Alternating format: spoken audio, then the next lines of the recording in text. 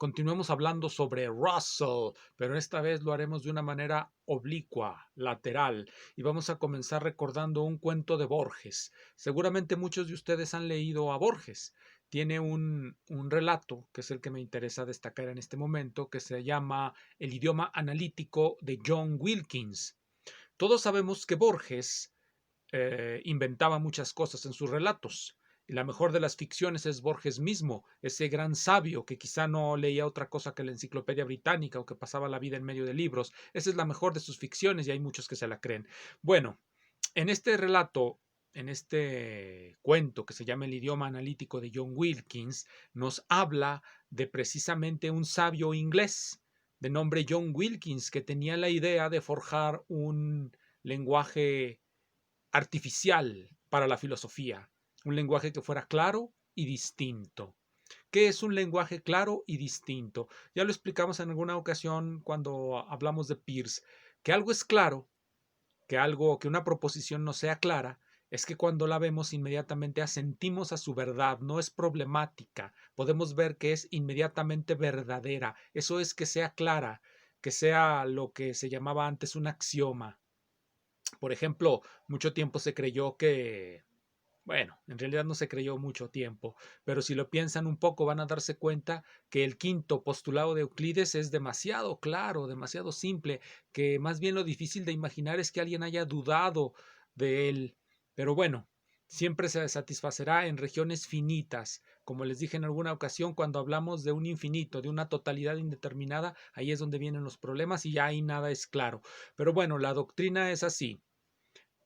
Queremos un lenguaje que sea claro y distinto, es decir, que no provoque disputas. Que sea claro es que inmediatamente podamos asentir a la verdad de lo que se nos dice, sin pensarlo, sin disputas, es nada más observarlo, es algo directo. Que sea distinto significa que todos sus términos están hechos por proposiciones claras. Se compone de, pues, claridad y distinción. Ese sería un lenguaje como el que buscaba John Wilkins y como el que quería pergeñar Leibniz. Pero, ¿cuál es la finalidad de ese lenguaje? ¿Para qué queremos ese lenguaje? Bueno, queremos ese lenguaje para poder derrotar al escéptico. En este libro, que debe ser leído por todo matemático o aspirante a matemático, que se llama Esbozos del Pirronismo de Sexto Empírico, nos explica qué es el escepticismo y cuál es su finalidad. El escepticismo es la aplicación de los 10 modos de Nesidemo y los 5 modos de Agripa. Y su finalidad es la ataraxia. La ataraxia es esa situación de quietud del alma en la que nos mantenemos a distancia de la opinión y estamos suavemente resignados ante lo inevitable. A eso le denomina a sexto empírico ataraxia.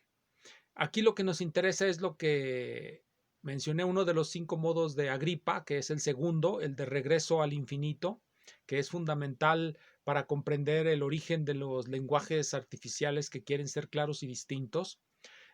Cuando nosotros queremos fundar una materia, digamos la matemática, generalmente nos interesa seguir el método euclidiano. Esa era la forma histórica. Queríamos encontrar verdades que fueran claras para fundar el edificio matemático. Los 5 postulados de Euclides parecían claros, parecían muy sencillos, parecían muy simples, parecían de una verdad irrevocable. Por supuesto, hoy día ya no se construyen las matemáticas de esa manera. Es un problema decir de qué modo se construyen ahora. En gran medida se hacen por convención, pero entonces lo que obtenemos no son verdades, sino el resultado de convenciones. Bueno, eso es cuestión de la filosofía y las matemáticas que no voy a discutir ahora. Hoy sigo discutiendo sobre los escépticos y sobre el segundo modo de Agripa, que es el regreso al infinito. ¿Qué significa el regreso al infinito? Significa que nunca podemos encontrar una proposición que sea lo suficientemente clara. Es decir, siempre que creamos haberla encontrado, nos veremos llevados a un montón de disputas porque no es suficientemente clara. Tenemos que encontrar otra aún más clara y así sucesivamente. Por eso se llama regreso al infinito, porque no encontramos el fundamento de nada. Y como no hay fundamento, pues no podemos sacar deducciones. Y por lo tanto no hay la posibilidad de construir el conocimiento por esa vía. Y este es nada más uno de los 5 modos que nos deben de llevar a la quietud espiritual, a la ataraxia. Ya olvidémonos de estar tratando de demostrar verdades y teoremas, ni siquiera en las matemáticas. Bueno, eso es lo que dicen los escépticos. Obviamente, los matemáticos, con sus teorías en la antigüedad, con sus proposiciones tan sencillas, con la geometría como ejemplo, se derrotaba al escéptico. Y por eso la filosofía tenía como camino real para llegar a ella la matemática, porque ese es un medio de derrotar al escepticismo. Bueno, pero aquí quiero volver sobre John Wilkins. Borges es tan mentiroso como todos los literatos y la verdad de sus obras solamente se obtiene si hacemos un enorme razonamiento alrededor de ellas, ya que sus verdades no están a la vista, son todo menos claras sus obras.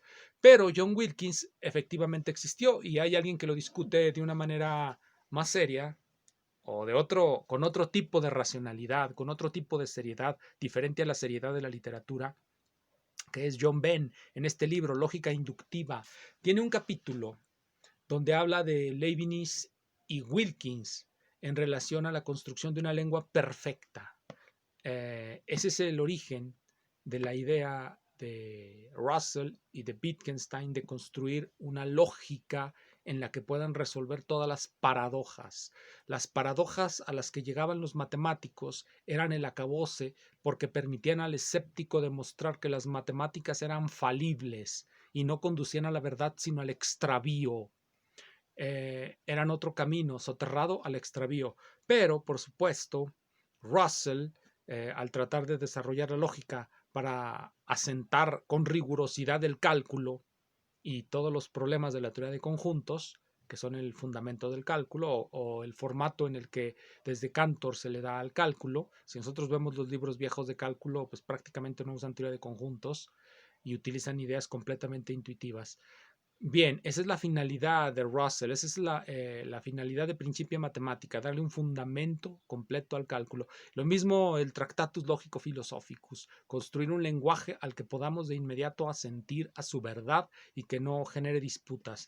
En este libro encontrarán una excelente discusión del idioma analítico de John Wilkins y una comparación con las teorías de la característica universal de Leibniz.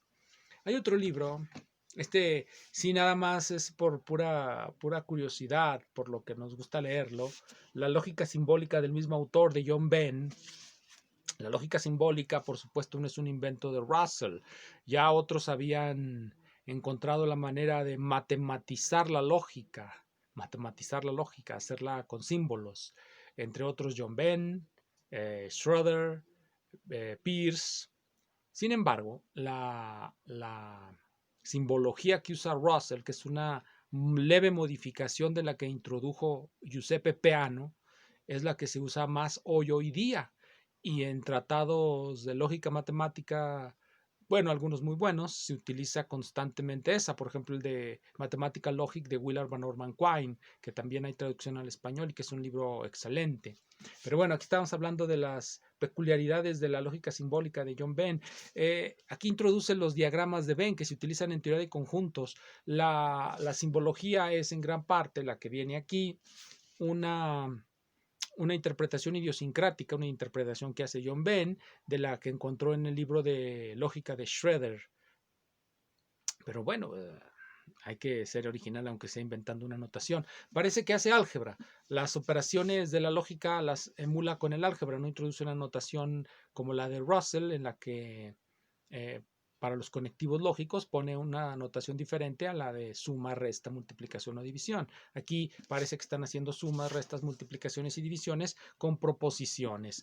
No tiene una teoría adecuada de los cuantificadores, del cuantificador existencial y del cuantificador universal. De hecho, ni siquiera la de Russell es una teoría lo suficientemente adecuada, porque ustedes recordarán que el cuantificador existencial necesita ser modificado cuando queremos hablar de o sea, cuando queremos individualizar un objeto, decir que existe uno.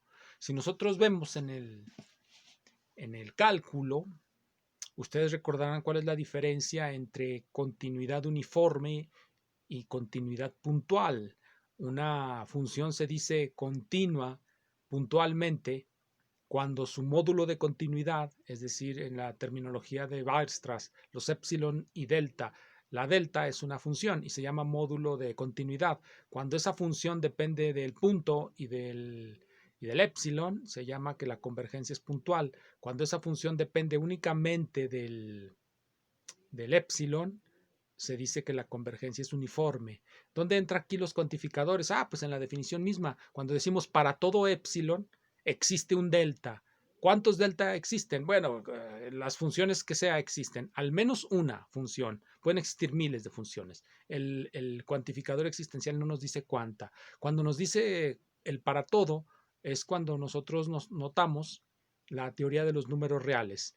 Estamos suponiendo que los números reales son densos y que entonces nosotros podemos encontrar un epsilon arbitrariamente pequeño que hace que la diferencia entre los valores de la función sea tan arbitrariamente pequeña como queremos, es decir, estamos suponiendo esa densidad de los números reales y en el cuantificador no se nota y por eso genera tantas confusiones en los que por primera vez llegan a esa nomenclatura.